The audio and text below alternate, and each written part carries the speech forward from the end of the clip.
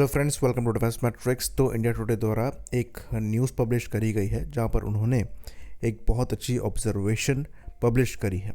तो चाइना ने Indian border के पास गर काउंटी में एक नया इंफ्रास्ट्रक्चर डेवलप किया है। बेसिकली यहाँ पर इनकी surface to air missile air defence systems हैं, लेकिन उनको जिस तरीके से यहाँ पर रखा गया है ये इंटरेस्टिंग है। तो यहाँ पर एक नया पैटर्न देखा जा रहा है और यहाँ पर जो सबसे ज़्यादा इंटरेस्टिंग बात है वो ये है कि जो इनके मिसाइल लॉन्चर्स हैं उनको हार्डेंड शेल्टर के अंदर रखा गया है। तो ये कहा जाएगा कि शेल्टर के अंदर अगर आप मिसाइल लॉन्चर्स को रख रहे हैं तो कोई मतलब नहीं है। अगर आपको मिसाइल लॉन्च करनी होगी तो आप कैसे करेंगे। तो यहाँ पर जो इंटरेस्टिंग चीज़ है वो ये है कि हार्डेंड शेल्टर तो है, पर यहाँ पर जो रूफ दिया गया है ये ओपन होता है।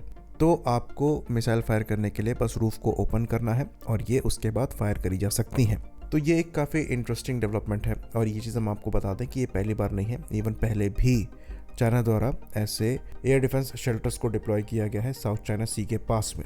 और यहाँ पर इंटरेस्टिंग ये इसलिए हो जाता है क्योंकि ऑपरेशन सिंदूर में ये चीज़ हमने देखी है कि जब लड़ाई छिड़ती है तो एनिमी के एयर डिफेंस सिस्टम्स को पहले ही टारगेट करने की कोशिश करी जाती है। तो आप ऐसे वेपन्स का इस्तेमाल करते हैं जो कि ज़्यादा डैमेज कर सकते हैं और वो ऐसे बंकर्स को हिट करने में भी सक्षम होंगे। लेकिन ये चीज़ हमने देखी कि नई स्ट्रेटजी के अंतर्गत अब लॉन्चिंग मिशंस को भेजा जाता है ऐसे एयर डिफेंस सिस्टम्स की लोकेशन को पता लगाने के लिए और उन्हें टारगेट करने के लिए। तो अगर आप स्वाम अटैक करने की कोशिश करेंगे तो उस केस में जो हार्डेंड शेल्टर्स हैं ये बहुत ज़्यादा क्रूशल रोल प्ले करेंगे। बाकी ये लॉन्चर्स मोबाइल सिस्टम तो होते ही हैं, आप इन्हें मूव भी करेंगे तो ऐसा नहीं है कि ये परमानेंट वहाँ पर फिक्स बैठे हुए हैं। लेकिन अगर ये खतरा महसूस होता है कि एनिमी आपके एयर डिफेंस सिस्टम्स को टारगेट करने की कोशिश कर सकता है, स्वाम अटैक आपके ऊपर कर सकता है, तो आप इन शेल्टर्स में अपने एयर डिफेंस सिस्टम्स को रख सकते हैं और इनसे इनको फायर भी कर सकते हैं। और ये चीज़ चाइना द्वारा अकेले नहीं करी जा रही है। इवन इजराइल द्वारा अपने arrow 3 anti ballistic missile systems को हार्डेंड शेल्टर के अंदर ही रखा जाता है और उन्हें ये वहीं से फायर करते हैं। तो ये जिस लोकेशन की हम बात कर रहे हैं ये इंडियन बॉर्डर्स के बहुत ज़्यादा क्लोज है और अगर यहाँ पर HQ-9 जैसे एयर डिफेंस सिस्टम्स को लगाया जाता है तो उनकी रेंज सीधे हमारे बेसिस तक पहुँचेगी। वहीं पर जो हमारे स्टैंड ऑफ वेपन्स है उनकी भी रेंज यहाँ तक पहुँचती है। तो अगर हम कल इन बेसिस को टारगेट करना चाहें तो कर सकते हैं। ऑपरेशन सिंदूर में ये चीज़ हमने देखी कि पाकिस्तान के डीप इनसाइड हमने एक्यूरेटली टारगेट्स को हिट किया है। ये चीज़ हम चाइना के अगेंस्ट भी कर सकते हैं, लेकिन चाइना की तैयारी पाकिस्तान से बेहतर नज़र आ रही है जहाँ पर इनकी सैम साइट्स भी प्रॉपरली प्रोटेक्टेड हैं। बाकी जो एयर डिफेंस कवर यहाँ पर लगा होगा वो अलग, जो कि खुद लेयर में होगा। तो ये शोकेस करता है कि चाइना द्वारा यहाँ पर एक्चुअल प्रोग्रेस करी जा रही है मॉडर्न कॉन्फ्लिक्ट के ट्रेंड्स को देखते हुए, और यहाँ पर हम चाइना से सीख भी सकते हैं। एयर डिफेंस सिस्टम सब काफ़ी ज़्यादा क्रूशल हो गए हैं और उनको प्रोटेक्ट करना भी बहुत ज़्यादा ज़रूरी हो गया है, क्योंकि सबसे पहले वही टारगेट किए जाते हैं सैचुरेशन अटैक के अंतर्गत, ताकि एयर स्पेस क्लियर हो पाए। क्योंकि अब ये एयर डिफेंस सिस्टम्स पहले से ज़्यादा बड़े टारगेट हो गए हैं, इसलिए इंडिया द्वारा भी काफ़ी ज़्यादा फोकस किया जा रहा है एंटी रेडिएशन वेपन्स पर, और वो भी long range anti radiation weapons पर।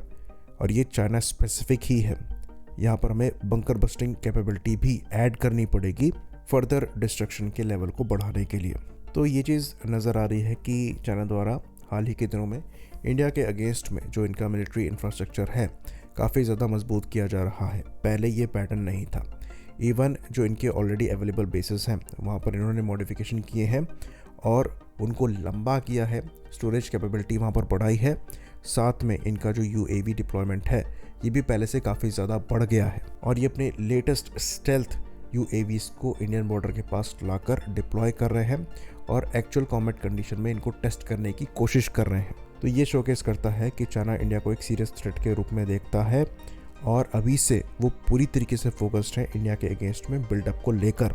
तो इंडिया के लिए बहुत ज़रूरी है कि इंडिया इन पैटर्न्स को समझे और उसी के हिसाब से हम यहाँ पर तैयारी करें, क्योंकि जो कॉन्फ्लिक्ट है ये बहुत तेज़ी से चेंज हो रही है और हमें भी यहाँ पर तेज़ी से चेंजेस इंप्लीमेंट करने होंगे और चीज़ों को लेकर अडेप्ट करना पड़ेगा। भले ही यहाँ पर हमें चाइना से सीखना पड़े, हमें सीखना चाहिए। तो अच्छी चीज़ें हम भी इम्प्लीमेंट कर सकते हैं। ऑल्दो जो चाइना द्वारा कैपेबिलिटी डेवलप करी जा रही है उसके काउंटर पर भी हमें काम करना चाहिए, जो कि हम कर भी रहे हैं। पर चाइना की सीरियसनेस इस रीजन में शोकेस करती है कि वो किसी बड़े चीज़ के लिए अपने आप को प्रिपेयर कर रहे हैं। आई होप इन्फॉर्मेशन यहाँ पर क्लियर रही हो।